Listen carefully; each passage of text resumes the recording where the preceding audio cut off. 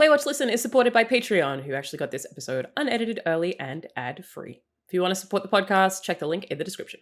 We are going to have Troy and Austin join us today when they can, but I actually had a question that I had been meaning to ask you specifically that I was like, will I ever get to ask this question? You can never really plan anything for this show. This is based on a Twitter thread from a friend who is a programmer.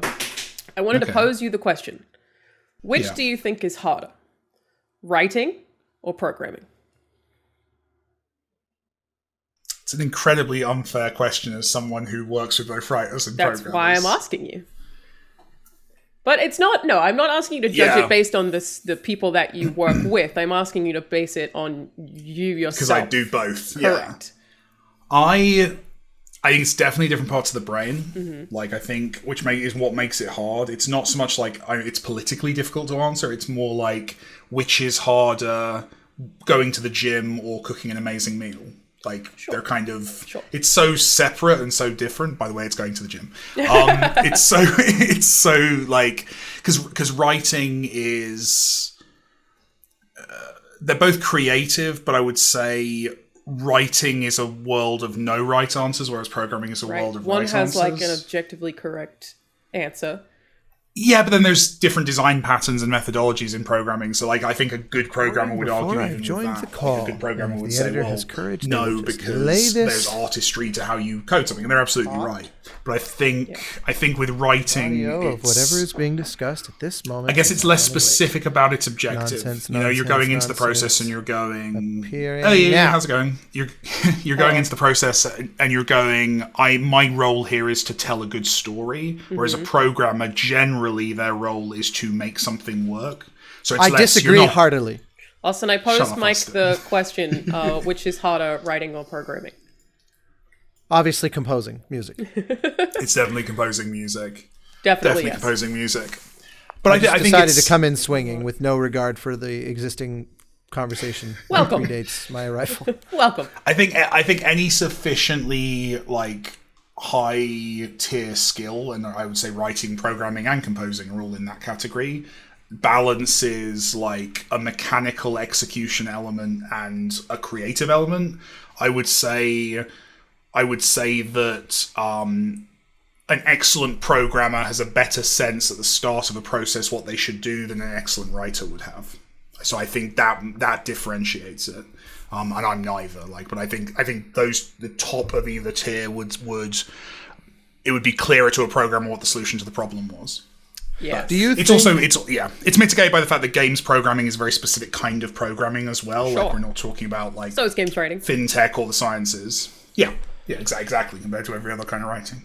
Is that it would seem to me that maybe kind of that's what you're hinting at about the idea of the specialization of games programming. But it would seem to me, from just the looking over the fence that I've done on projects and laying no expertise to how to do either of those tasks, that you can kind of skirt by with functional code because often it's like, does this perform exactly what's needed and nothing more because we have 100 other fires to put out?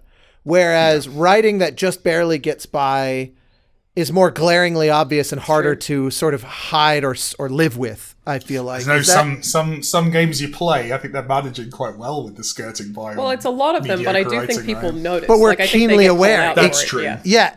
That's the joke. That's the joke answer I have, because every time there's a new console, I do an interview and I'm asked like, what exciting new things does PlayStation 5 open up to you as a developer? It's like, I can be a slightly worse programmer because I can be less efficient. I can be messier with my stuff because I have all the headroom. AAA is bumping their head against that headroom, so they have to like be very talented and skilled. But the higher that ceiling is, the easier it is for indies who are never going to like absolutely fully exploit the hardware. It makes it easier for us to be a bit sloppy. Which to that end, ultimately is the reality of making anything and releasing it. You have to make compromises. I saw Angela share a thing.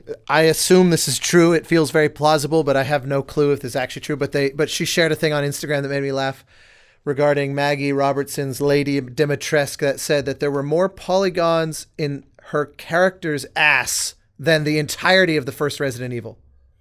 I don't believe that. Well, it depends. It depends if you're talking about the high poly bake. If you're talking about like the ZBrush ass that was later baked down into a low poly ass, that might be. Welcome, Troy.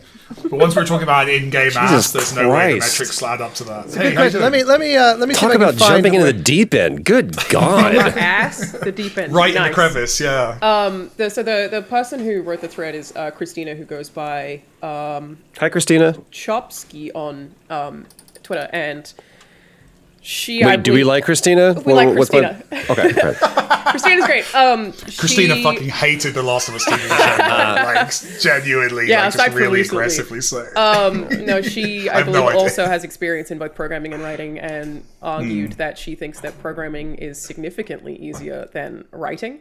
Interesting. For the reason posed. And I was obviously, being a bit more diplomatic. I can't program. It would be insane for me to have an opinion. I don't know, but she was like, it's a thing that I'm is a programmer. teachable. It's a thing that you can. No, you're a scientist. You have an Oh, sorry. answer to. You can write something that you think So is brilliant, and it can still, at the end of the day, resonate with nobody, which makes it bad writing, which doesn't necessarily happen with programming. I just thought it was a super interesting question I'd never seen anybody raise before. I, at my own peril, jump into this conversation having absolutely no idea what you guys are talking about. But there is some great, I think I've mentioned these before, some great talks that Rod Serling, who I still think is one of the greatest American writers, Second Rod Serling reference I've heard today. Carry on. You should- He's come up in conversation a lot today. Man, Popping off. it's so worth a deep dive. He did these 2 talks at USC, one at the end of Twilight Zone, right before Night Gallery was about to go on, but he talks about, somebody asks him, who are you writing for? Are you writing for the audience, or are you writing for yourself? And the way that he answers it is pretty compelling, because it is a little bit of both. But at the end of the day, I think, as long as I'm just in the middle of this great podcast with Rick Rubin, and he just reinforces the notion that it's a Huberman Lab with Andrew Huberman, he's a scientist, legitimate, at Stanford, but he has this 3-hour podcast with Rick Rubin, and one of the most creative minds, most successful producers in music, and someone who's still to this day, I kick myself, and it shows my arrogance and my prejudice and just terrible. I was at a premiere, not even a premiere, a screening of The Doors, and there was this guy sitting behind. I think I've told this story before. There's a guy sitting behind me. I was like, they let a homeless man into this. I mean, he looks this screening.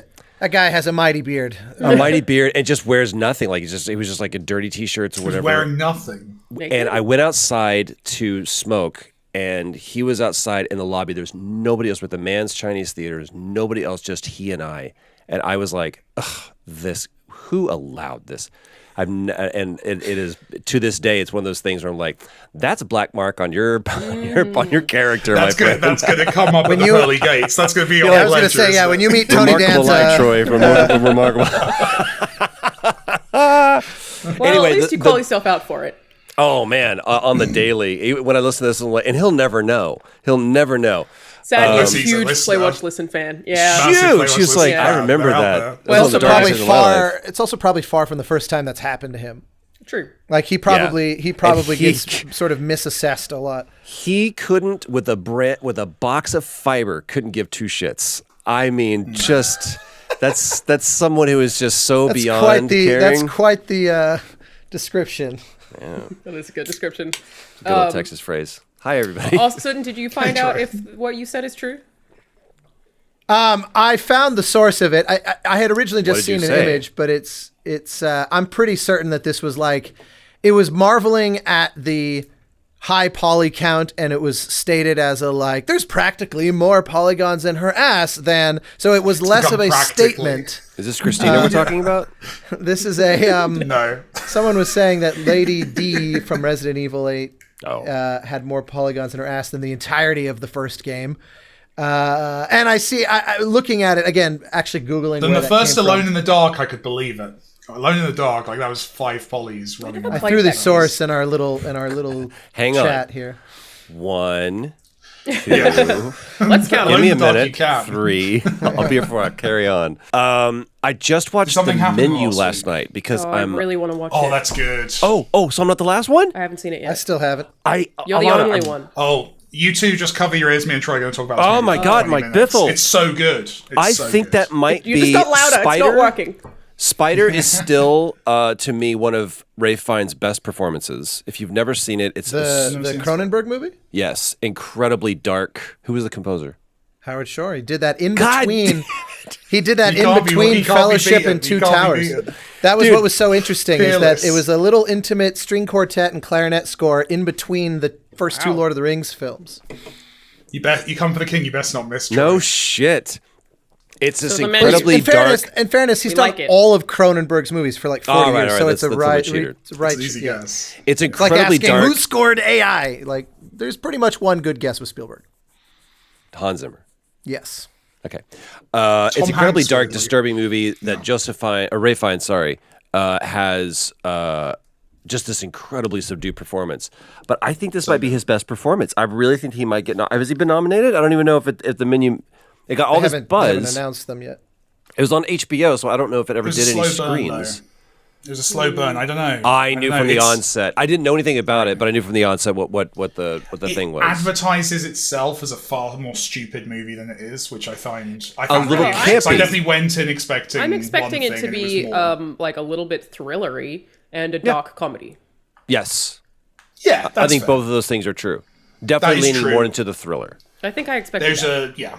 there's a bit of a lie going on in the trailer. This version of the trailer that came out over here, where it kind of implies that the movie's going. We could one talk way, about that it trailers, isn't. couldn't Dude, we? yeah, that pinged a thing I meant to bring up here previously. I'm gonna pivot away since I haven't watched this movie, but it is related to what you just said.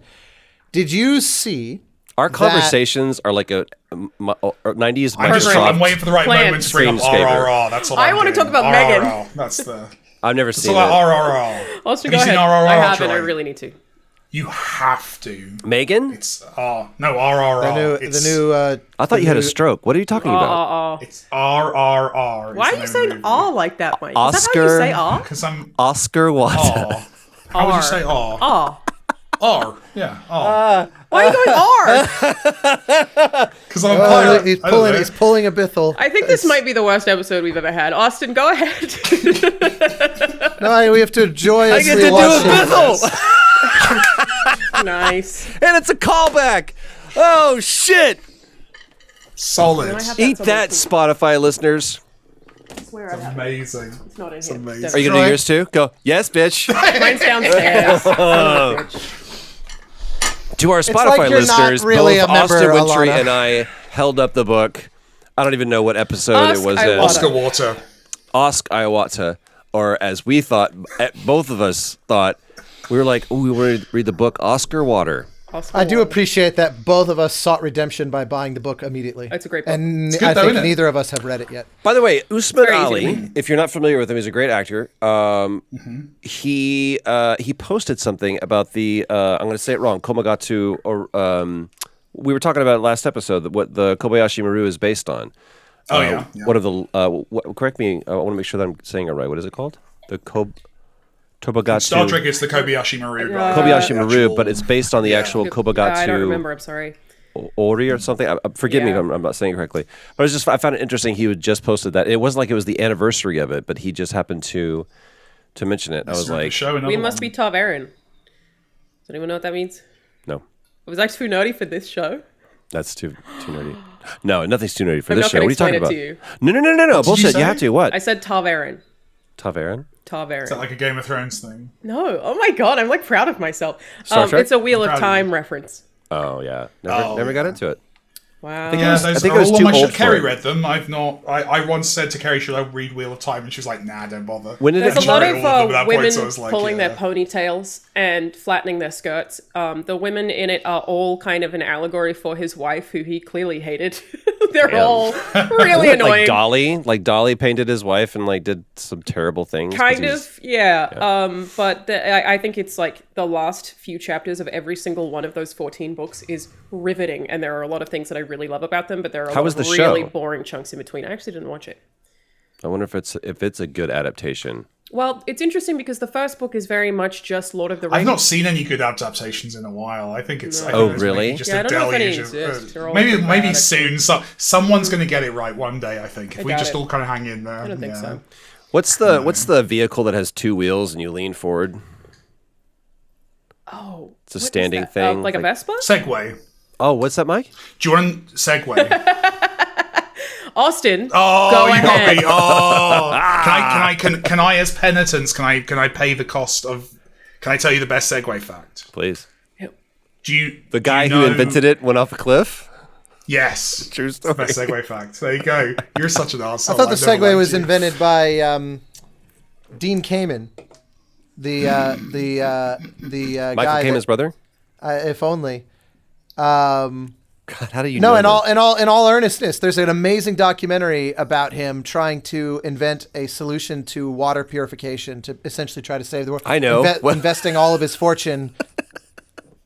What? What is your? This is how I'll do it. I'll put wheels on it, and Yeah, he fully acknowledges. He's like, the Segway was not my shining hour, but he's like a biotech guy primarily. My favorite was when Trey Parker and Matt Stone bought one the instant they came out, and they immediately tried to jump it off a ramp and destroyed it in like the first 10 minutes. I just imagine somebody pitching a script that has like a Kevin Costner, but not Kevin Costner. He's like staring out over some body of water and going, someday I'll invent something. It's going to purify. No, even better. It'll draw folks from around the world with their fanny packs. They'll line up. They'll get on these things, and that's how they'll see this town. That's how they'll see this town. It's Purified mostly water, at who this needs it? point. It's mostly at this point. I think of Segways as airport security Yeah. Move along. zipping around. Yeah. Really? They use Segways on airport security in the US. Oh, yeah. Well, I just think of the Paul Blart Mall Cop Totally. type. Yeah, it's just Right. a Totally. security guard on a Segway. Austin, we mentioned trailers, and then you were going to bring something up. Oh, yeah. We're still in the Seven middle of our years ago. Segway. This was so 3 it's- hours ago. I know. I And I wanted have to leave revisit that before thought. too long too, which is hilarious. So That's on brand. yeah, there was a lawsuit recently. Remember that movie Yesterday about the guy that wakes up in a world where the Beatles never existed? Oh, This is the yeah. writer thing, right? So yeah, Yeah. the actress Anna de Armas was in that movie, and they cut her. She was like a small subplot, and they cut her character completely. But she was in a trailer, and some fans of hers sued them on the basis of false advertising that the initial teaser way. included her, Huh. and it was in the news just a few days ago. Like it's been kind of in limbo as they decide if this is even a valid lawsuit That's or the not. second interesting legal case regarding the movie Yesterday, which is shocking. That's amazing. Gee, what So- was the first one? Did it have anything to do with the music? Actually, Troy no. is on a chaotic path. Yeah. today, Yeah, I know. right? I actually don't know I'm anything about there being. neutral for what it's worth. I don't actually know about there being another lawsuit. Last of associated Us with was this movie. good, Troy. It was Jeez, to it's do all with good. It's great. someone It was really good, actually. who actually wrote it or something. Who was the first? There was a disagreement about who wrote it Yeah. because it wasn't written by what's his name that said he did Richard. Oh, I see. But he signed a contract saying that he could take credit for it, and I think the writer, there was a weird kind of legal case around Interesting. that 'cause he crossed the line. But anyway, Well, so yeah, in this what case- happened with the lawsuit? Yeah. Well, What so happened with I think it's moving forward now because basically a judge, like the basis of the defense, and I'm obviously goes without saying, I'm not a lawyer. I also didn't read it in extreme depth, but I read the sort of like, the industry coverage of it from like Hollywood Reporter and Variety and stuff, where the long and short of it is that the defense posturing was trailers are as much filmmaking as films. It's a subset of the act of filmmaking. So why would it not be covered under free speech? Plus, obviously, it's a creative endeavor in which things evolve and change. And the counter argument is we don't hold advertising to free speech rules the same way because false advertising is a form of defrauding people, and free speech does not extend to acts of fraud. So therefore, there have to be standards of false advertising. And the judge came to the conclusion, we think that this lawsuit should be able to play out and their case made on the basis that trailers are principally advertising and not principally works of creative art, which I think I support that reasoning, but it also is a fascinating can of worms to open, because I always think back to like BioShock Infinite as an example, when they did that initial E3 where there were a bunch of stuff that had to be subsequently taken out of the game or refined or removed. And then there's all these people up in arms like that's deceptive and whatever. And it's like, dude, game design is iterative. And if you're forced to show something too early, it's going to be different. I think it A can't bunch apply of to games. insomniac puzzle artists are terrified Yeah, right now. right. Well, I think it can't apply to games. I just don't think it's possible. Or, well, why not? Why, I mean, but movies, this was a movie. They showed the trailer before they had finished the cut of the film. They took her character out They wouldn't have because known. they got negative feedback on her character subplot, undermining the kind of emotional buy-in we had for the main character, because she represented this like temptation of him with his girlfriend and they decided to cut that whole subplot out of the movie because it wasn't testing well. They didn't need it. And that's a reasonable part of filmmaking. That's a thing that you do. Like, you get feedback. You go, there's so many great movie trailers that this would mess up, and also just like the process. Like, I mean, look at think Rogue about, One. like, Remember that signature shot in Rogue One with her facing down the TIE fighter? That's not in the movie. Also, her But signature also things line like going, we were I just- rebel. They cut that also. I think this was what made you think of it was. I rebel.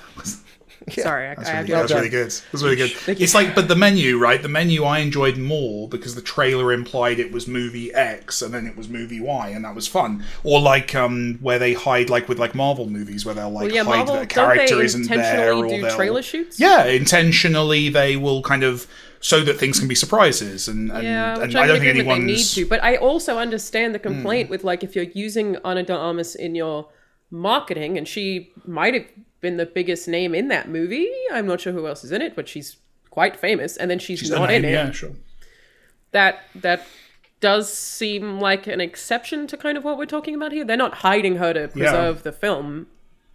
They should It's have. also practical as well. Like, it means that you wouldn't be able to release a trailer early generally. Because of creative choices, which it sounds like this was, that they kind of decided later, oh, this isn't working. But also just in terms of production, like movie trailers are usually scored with music that's not from the film because it's too early. They're usually using temporary visual effects because it's too early. In game world, like a trailer, I look at a trailer that we rendered X number of months ago, like any launch title, launch trailer for a game, you rendered that trailer months before the game came out, and every developer hates them though, because every developer looks at it and sees all the things they fixed since the trailer was recorded. Yeah, exactly. Like all of this stuff, like it would absolutely change the structure by which this, like any kind of creative entertainment stuff was produced, because you'd have to lock things way earlier. It'd have massive repercussions. It struck me as a fascinating thing because you don't want to protect, especially the large,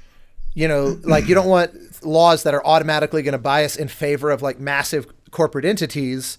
But it does seem like you do want a world in which if someone were to engage in mass forms of false advertising, there isn't precedent against holding them to account in the legal system. And in a system which heavily revolves around the importance of legal precedent, you don't want to create a world where, it's hard to call someone out and hold them accountable for deliberately deceptive false advertising. But this does seem like it would have a lot of unintended consequences the other direction. Like, let's not line our trailers is a solid, I think we'd all agree with. But yeah, the process. But you do have in America, there is a difference. I don't know if you guys would even be aware of this, but like free speech does play into your advertising in a way that it doesn't elsewhere. Like your adverts can compare products. Which it wasn't. I don't think. It definitely wasn't the case when I was a kid, and I still don't think it's the case that here. in Australia, it has to be Like, unspecified. because you'll watch an American advert and it'll say this is better than the competing brand, and they'll name the competing weird, though, brand. Most of the time they just say Delta. It's better than Flying Virgin, and you'll see a trailer like that, a commercial like that in America, and you're like, TV, shit. so I never see the ads. Yeah. I don't know the legalities of this, but there is a little bit more nuance to it than that, which is why most of the language is than other leading brands is what typically is the language that's used. I think if there's ever you can't use something, and again, someone I would love to be in the comments to correct me if you know this. Disparagement, so like libel or slander, you still can't do. So you can't diminish a specific product by in your advertising. You can say, but you can say a truthful thing about it. You can say a truthful thing our like product is better at doing this under these test According conditions. to who, yeah. There's two specific can't do examples. Yeah, there was, especially in the 80s and 90s, the soda wars were really, really big, and Coke and Pepsi. And what they could do is they could say, in a taste test, Pepsi was chosen over Coke 90% of the time or 100% of Just the a time fact. or whatever. That is a fact. That is not. Well, it's In the not. UK, To be clear, they that had is not a to fact. obscure the other bottle. So in the UK, yeah, I don't have a horse in this race. It was a You fact, also- though. The Pepsi challenge was but definitely in a the marketing UK, thing. you. in That the No, but UK, I'm the saying Pepsi. Troy said 100%. To be clear, on this particular show, that is not a fact. He was using an example that is not verified.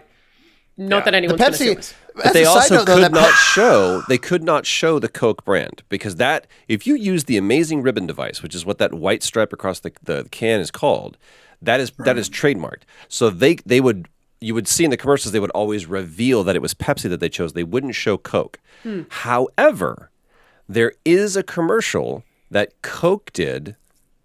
No, sorry, that Pepsi did, where it's this, 100 years in the future, 200 years in the future, and these students. I wish I could find it. Maybe it's on in YouTube somewhere. There's a group of students that are being led through like kind of the ruins of old New York, essentially, and they're like, "Professor, what is this?" And they hold up a baseball. It's like, "Oh, this was a game where men would hurl this ball at each other and beat it with a stick, and they would, cheer as a big celebration." They go through all these different things. It's like, "What is this? What is this?" And he's explaining what this was, and it's pedestrian products to you and I, but to them it was like this great, wondrous thing. And then someone goes, "Professor, what is this?" And he holds up a Coke can, and the professor goes, "I have no idea." And they all drink Pepsi. It's like, oh shit! That's To solid. me, it's Great. a huge burn. It's a clever. It's a solid commercial. That what's fascinating speaking about of, just okay, as a segue. quick little trivia, what I for find it. interesting about the Pepsi challenge was that whenever they did those tests, Pepsi always won, but Coke always outsold Pepsi anyway. I hate the taste of Pepsi. It was because Pepsi challenge was a sip test. This was one of the case studies in the Malcolm Gladwell book Blink, where he said, if you take a tiny bit of Pepsi, most people prefer it because it's softer, it's sweeter. Yeah, but if you're drinking an entire can, yeah, exactly. A Coke stands a longevity test better, and Yep. if most people don't buy one sip's worth. And I was like, that's an interesting show that like you can construct a test to bias a certain result and win while not actually winning the kind of larger. It's like the Absolutely. battle versus the war. I agree Pepsi would taste better initially because you get slightly more of a cola flavor from the first sip and it's not as bubbly, whereas Coke's like aggressive, but a whole can of Pepsi. Put that down! Put that down right now! I don't really do It's so much just, anymore. it's just a refreshing cuddle in a cup. It's Yeah, amazing. why don't, is anyone Refreshing drinking cuddle. coffee? Refreshing cuddle. I wasn't doing this guy. I killed off mine, but yes, Jeez, that's violent. it was murdered. It was just awful. What is that? Is that How green? are you? What Are you? doing? Are you sponsored by them? I at am, all? but I've been drinking it for a very What? long time despite this. Is it good? I love What it. is it? Yeah. This is AG1 by Athletic Greens. It's Yeah, more than I just keep a getting greens drink, I advertising. think is what they make me say. But this obviously But it is my- legit. You do quite like it. Yeah, otherwise I wouldn't be drinking it Okay. off the sponsorship. It's basically just like a really good way to get a bunch of nutrients. All right. You mix a greens powder. been looking with at that. I've cold been thinking water. about It's- that. I love it. I think it's great. Yeah. It also gives you energy in a way that a coffee would. That we mostly just Is there ignore. green tea in there? I don't know. Because like matcha, Something dude. green If in you there. want, if you want more caffeine than a cup of coffee, man, you do. I love making an oat milk matcha latte. I don't actually know what matcha is. It's a green tea. It's just a type of green tea. It's powdered. Definitely a pun there, Austin. You trying to work one out? As I know. well. There's a There's few things matcha that I'm pun kind in of that. toying with, but I know that one of the two you I don't know much, was but I about know to that, yeah. shift into something, Mike. and I was. I was. This Go guy. ahead. Wait, this I guy. was going to segue. I was saying, speaking of post-apocalyptic wastelands How many gonna- topics that are have we compelling had to today? visit. I was going to do that same segue when he said the ruins of old New York. I was going to go, but what about Boston? Yeah, Boston. Yeah, I miss I Boston. would. like It's Boston. it sounds self-serving, but it has to be stated that this is something that I get to. I've never been a part of something where I've been at the not at the inception, but definitely at an embryonic phase of it. Watched it develop. It's like the originating role on Broadway on a thing that's now on a wild tour. Yeah, but then I also get to be in is. it too. It's like, and now I've just never been a part of something like that. But they've been very, very kind, very, very gracious. Everyone at HBO, including Craig Mazin and Neil Druckmann, of course, have been very kind and let me be kind of like, come on, you're with us. And so it's been very, very kind. But the outpourings of messages that I received on Sunday was just, I was so proud. It's very good. I can't. I mean, as a Brit, it's very hard for me to, but it's really fucking good, man. It's really fucking good. Mike, I'm not fucking sure if you have the right to watch it since you stand haven't down. finished the second game. Yeah. For season 2. I watched the. No, I I played feel the like it's second an game all-in- up it's an to and all-in including. I played it to a certain point because I wanted to support a friend and then I stopped playing. No, I'm joking. I do need to go back to it though at some point. But anyway, it was really fucking good. That was an amazing opening. I thought the additions, it's really what I love about it. The single choice that I really enjoyed was how much use, and I hope this carries on as it goes on, how much use they got out of not having to be fixed with Joel's perspective. And the ways they can weave in other stuff because they're not having to do the game thing of keeping you with the character. I did have I thought that was really a lovely expansion. We're getting more context of other characters, and that's a thing that I never expected to get because, like, have we mentioned that we're talking about The Last of Us? I don't know Sorry, if The we've ever Last of Us, said that yeah. phrase. Just cut They this know. part. Let's We're see if talking people about can. The They Last know. of Us. They know. Release the episode with no commentary on Last of Us. Watch and find out, fuckers. Is what the title of this episode. Because the game is so much longer than a TV show that I'm assuming is going to end up being probably 8 hours, and then the game is, I guess it's 10 to 12, so 9. that much longer. I expected that the game would always have more context and that the TV show would highlight sort of like tinier pieces, but it's actually managing to expand. And I was like, Turns of out course, when you take the 5 hours- gameplay out. Yeah, exactly. It turns So out it's- 5 hours is upgrading your gun. Yeah, it's additive rather than Well, that's like, if you think about it, so much of that experience is wandering, exploration, being scared. Dying and scared. reloading. There's a lot of stuff that happens within gameplay that it's kind of like the difference between looking at a script. I remember we shot something one time on something else, and I looked at the first AD and it was like, oh, eighth of a page, we'll be in and out of here. And he goes, famous eighth of pages, exterior night, Chicago, city burns. Like an eighth of a page can be... George Lucas once said it, he was showing a script from, I think it was Phantom Menace, and it was like, Darth Maul appears, they fight. It was, This is our month, everybody. This is Yeah, what we will be exactly. right here for this month. So in the same way, you can condense, and again, it's a great quote by David Fincher. All filmmaking is the compression and expansion of time.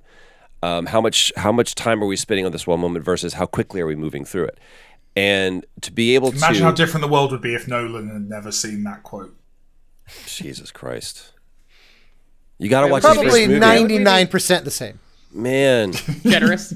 Jesus, watch Following. It's like, where's that filmmaker? God, he was so good. I Where is love that filmmaker? Following. Following is so Following good. is He's behind so you, good. following you. Yeah, creepy. But there's some really cool things that they do. The difference is you let a fan in charge and you let them run with it, and you do something that's fearless. And instead of trying to service fans, you service the story, and that's what makes it really, really good. They cast, I love what Neil said. He goes, we got lucky twice. And it's so true. There's some things that you'll see in episode 2 that are really, really great that I look back and go, that's a really interesting point. You can't do it in a game, but in a show you can. And there's a physicality that Pedro brings to Joel that is really, really informing. And I am 100% comfortable with this being the introduction to these characters, especially Joel, that people will have. They may never pick up a controller, and they'll never make an association with me to that character, but they will with Pedro. And the most important thing is that they're going to see that character well represented. That's all that I care about. And the same thing goes with Ellie. I think I'm not blowing smoke up your ass, but like the thing Austin said of like the originating a role, like I'm a big musical theatre nerd, and you can't watch any actor in a role in a big Broadway show and not see the echoes of what they're kind of. It's a response to an earlier casting. Absolutely. And I genuinely felt that watching it, of like, So did I. that's a choice that reminds me of Troy. That's a moment that feels like a Troy choice. There's plenty of Troy in it, or reactions to it. Like, even if he's swinging in the completely opposite direction, like a conscious choice. It's still different things. framed by that. So I think it's interesting because it's so. Because it does repeat so much of what's in the game, because it is very, very on point with a lot of its scenes. There are, like, you can do direct comparisons, right? You can take a scene and go, really cool to here's watch. the Troy version, here's the IGN posted a side by side. If you and you haven't can seen but you can see that, and you can see the choices, and this is true of the entire cast. It's just the way in which they're kind of bouncing off of. It's very clear that the cast has played the game. Weren't they or told seen not the to, game. No, so here's where I think the Really? difference is. Did they not? It's a They've not really seen those good lesson as performances. an actor. When we were first shooting Last of Us, part 1, when we had been shooting, maybe, I don't know, we had 3 or 4 shoots, and I think I've told this story before. Typically, when I say Who that, knows? you can count on the fact that I have. Who knows? They would cut, and I would jump back behind Video Village, and I would ask for playback so I could see it and go, got it, okay, I don't like the way that I look there. And then Neil came to me after we had shot, and he goes, hey, I need you to do me a favor. I need you to no longer do that. I'm like, okay, well, this is what I need. And he said, no, what you need to do is trust me as a director.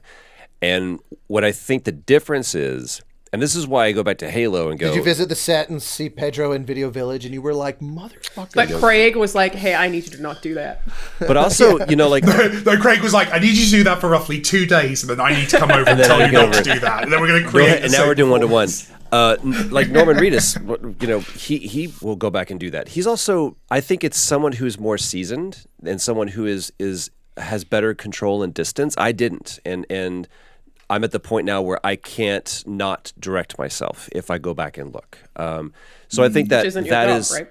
It's not my job. My job is to be directed. My job is to come in prepared and understand and have decisions that I'm going to make in the moment, but not to go preloaded. Yeah, be as helpful to the director as possible, not be the director. Absolutely. Yeah. Absolutely. And so I look at what they did, and they said, it's our job to have oversight and our job to frame this in the way that we want. It's not your job to mimic something that's already existed. There's something I wanted to come back to, because I realized there's another kind of comparison that I can make. Speaking of the musical theater, Colm Wilkinson, who was the actor who originated the character of Jean Valjean, he did something similar. He originated the character in London, and then obviously played that. I don't know how long he played that for. I mean, 15, Well, he played 20 it years? again like 10 years later. He came back, didn't he? He came back, did a revival, and I think he was the only cast member that I don't think they brought back the Javert or anybody else. But in the movie, they brought him in, and he played the priest that Jean Valjean goes to. And so it's just this really kind of like tip of the hat to the foundation and literally the shoulders of the giants that they were standing on. I would love to get his perspective on it and seeing like, clearly this is it's based on source material, right? It's something that was adapted from the source material that's very, very, it's a completely different adaptation. Characters are different, moments are different, timeline is different than the book, which is a brilliant book if you've never read it. My goal is to be able to read that fully in French. That would be my like Really? my Try. language One day goal. you'll be able to read. Just keep trying. I'm doing all right. We have been so supportive of our friend for like 10 minutes here. And someone had to destroy it. That's enough. I can't take any It more. can only last so long. It's true.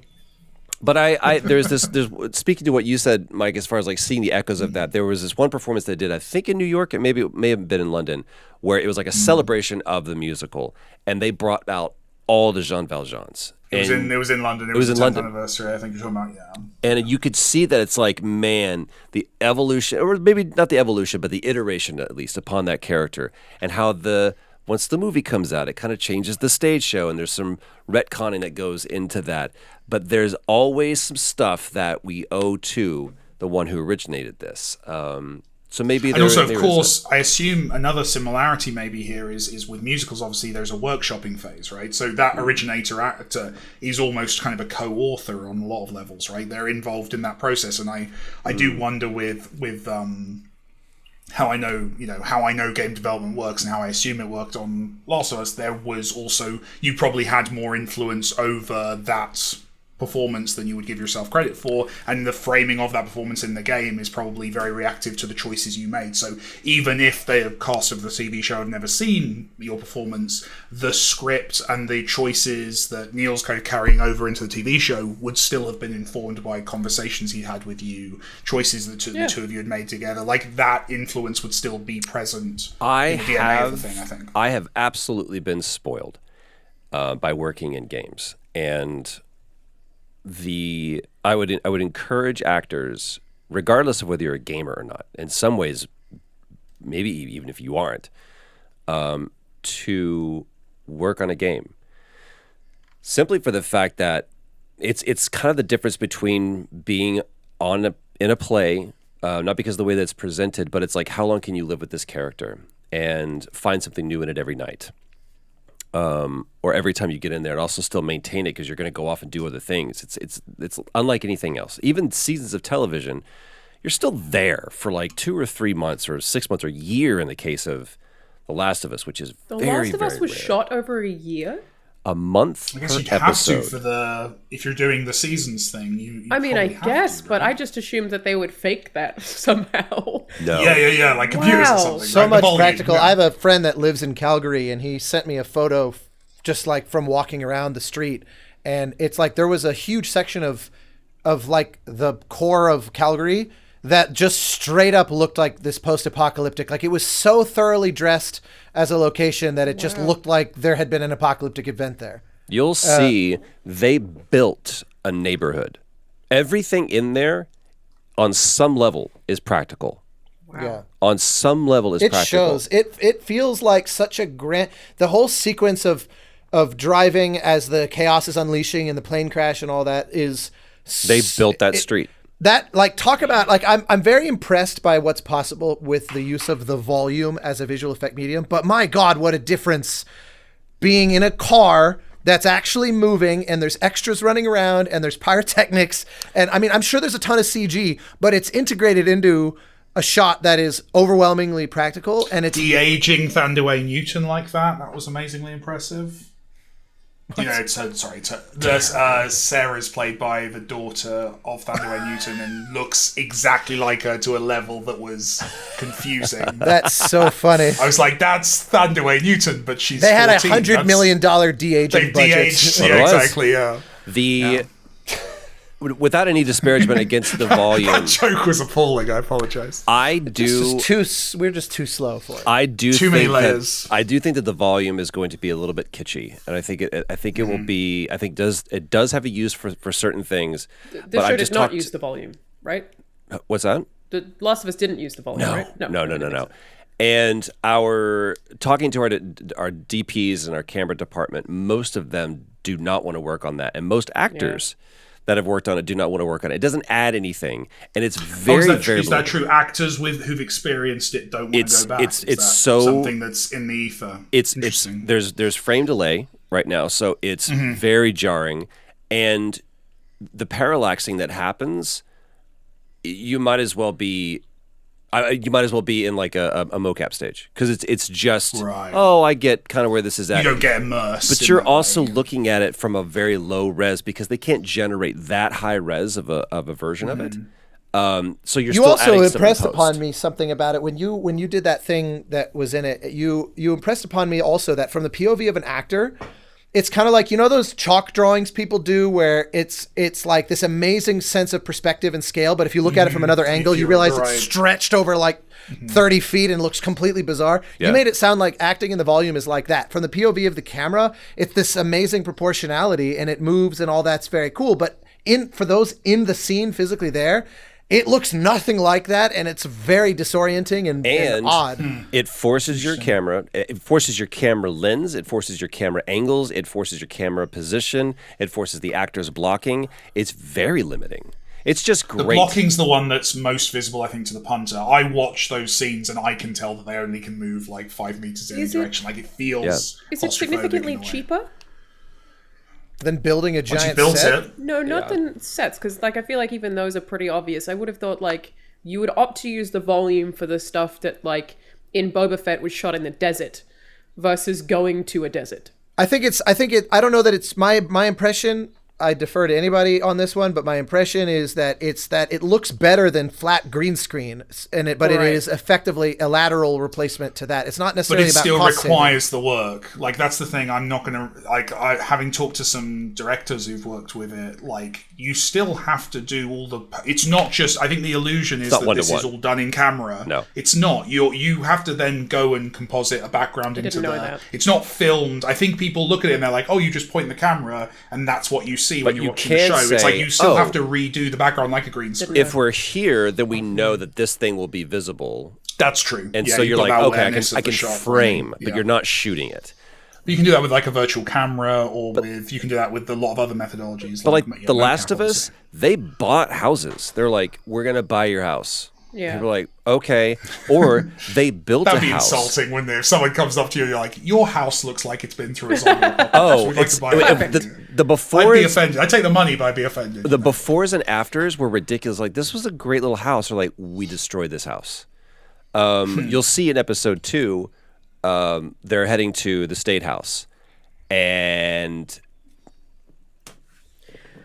I feel like that must be such a fun job. I'm excited to see that happen. The person who gets to just go in and just like fuck up a bunch of pre-bought houses, that sounds very fun to me. The like set dressing and making something look anti-property apocalyptic. brothers. Yeah, pretty much. That sounds awesome. The level of detail of people that were like, camera's going to sweep past this or never even see it. It's going to be so soft in the background and it doesn't matter. It's like theme park level. Games do a lot of that too, in a way that I really love. Like 100%. A lot of players but I even do see. believe that in Like games, Sleep there's No More, where you open a drawer, and there's like a whole set of props in this drawer that you don't even have to go in that room. Never mind touch the that furniture. have a narrative. But the thing is that in a game, you still have the opportunity to explore that. And what I really and you can have to also applaud, duplicate it. You can make one brick and use it a million times, whereas in the real life, as you know, Kerry's a prop maker, so I get to hear this like that. You actually have to make all of this shit in a way that we got. Copy paste is amazing. That's true. That's the first lull we've ever had. I am stopping every time I talk. I shut down the conversation. I apologize. We can't argue that. Copy paste is amazing. I actually have to bounce. That's our show, everybody. Thanks so much for. No, don't make me the catalyst. I'm the director. Go on. Well, we can end it here. We're at 50 minutes. I don't mind if we have to end a little bit early after Mike ruined the conversation. Jesus. Oh, stop it. God. I'm looking forward next week to whoever is going to be in the director's chair on the 4 of us casting of this. Well, I was also going to say, why has this light just disappeared? What happened to you? Yeah, come on, bud. There you go. Cumberbund. Yeah, I wasn't going to make Cumberbund? you have to talk about The Last of Us every week, Troy, but I'm going to be watching it every week, and I'm very excited about it. It's very good. Little shout out to the podcast also that the companion which, as a side note, I didn't realize that literally before the thing starts, it goes, "Hey, check out the podcast." Like, it front loads it as an ad, which I was like, "Oh, really? Oh, that's cool." They're doubling down, but yeah, Troy hosting the sort of Talking Dead style. Let's unpack the episode. I listened to it, and there were a lot of things in there that were fascinating to hear them just unpack. But in particular, the thing I was explaining this to Troy when we were talking about it. So Troy, you forgive the redundancy. To literally everyone else, this is new. The thing that I thought that the first episode communicated so beautifully, that is such contrast from basically all other adaptations, was that it somehow managed to walk this line between deep cut, deeply faithful homage while striking off in its own own direction, and with confidence that it's going to introduce new things or go deeper on things that the game by necessity had to gloss over, or like you mentioned, the single point of view. So the fact that it's like it's holding two things in its hands, and it's a way of communicating to the ardent fans, we are not going to bungle up this thing that you love, but we are not. And it we are worked. going to play with it, and you can trust us in that. And it felt like it messaged that in its choices as an episode, and then listening to the podcast thoroughly reaffirmed all that, because you could hear Craig's just abiding love for this game, that where all of this stems from, and Neil, and also the path of Neil's prior failures to pursue like a movie version and stuff, and realizing like, you know, it had to kind of come about this way, and just I was thoroughly impressed. The whole thing is very exciting. It was, and that's another thing, is it's a very successful pilot. Like, it absolutely lays out its wares and makes you feel comfortable. It throws out a chair for you. It makes you feel very comfortable. Million viewers? I don't know. I know say it's statistics? Those are nearly our numbers. That's amazing. close. One day they'll get there. TV show premiere. Let me I will say that as shameless as a plug as it sounds, it is 4.7 a million. US. wow. Second largest debut since Boardwalk Empire. Since Boardwalk? Damn. Over a decade ago. Damn. Isn't that wild? So what's that set? What's it second to? The House of Dragons? House of Dragons is what I thought it was its record. I don't know. It says the second largest debut since Boardwalk Empire. How do you Shit. categorize that? Because didn't Rings of Power say they had 20 Well, I would million think viewers This is day one? HBO. It's for HBO, yeah. They set for HBO. Oh. So it's still bigger than House of Dragons. Unless that doesn't count as a debut? No, it should. Absolutely would. Yeah. New That's show. a new show. Yeah. To anyone who hasn't listened to it, I would kind of reiterate or underscore some of the stuff that Austin said. It's just a worthy podcast, my involvement notwithstanding. It's an incredible conversation to be a part of, to hear the process, and that's what I love about what we get to do. Is it's not inside baseball. Like, this is a conversation about how the thing got made, why they made the choices that they made, and to me, the context is three people from disparate perspectives looking at the same thing in a completely different way, and a conversation that evolves out of that. So the first episode is good. It's very similar to the pilot. There's a lot of onboarding and stuff setting up, but I really feel like we found our groove in the second and third podcast, because we just kind of like loosened up a little bit more.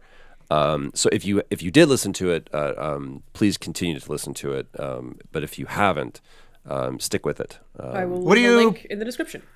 Thank you. Would you be cool if I listened to the podcast instead of watching the show? Is the show necessary to get the full value out Or of the indeed, like, podcast? talking Don't to play you the game. generally. Don't like, watch could the we show. really, like, Just listen Just to the the podcast. just the Great. podcast. All right, well, that is it from us today, everybody. I'm Alanah, Pearce, I'm a video game writer. That's me, Bethel, he's a video game director. That's Austin Winter, he's a video game composer. That's Rebecca, he is an actor. And we will see you. It's the only non-video game He's specific not one. video game this week. Yeah. Talking about real life TV. Look at us go, Hey. baby. Real actor. We'll see you next week. Actor and podcast host Troy Baker. He's a podcast host.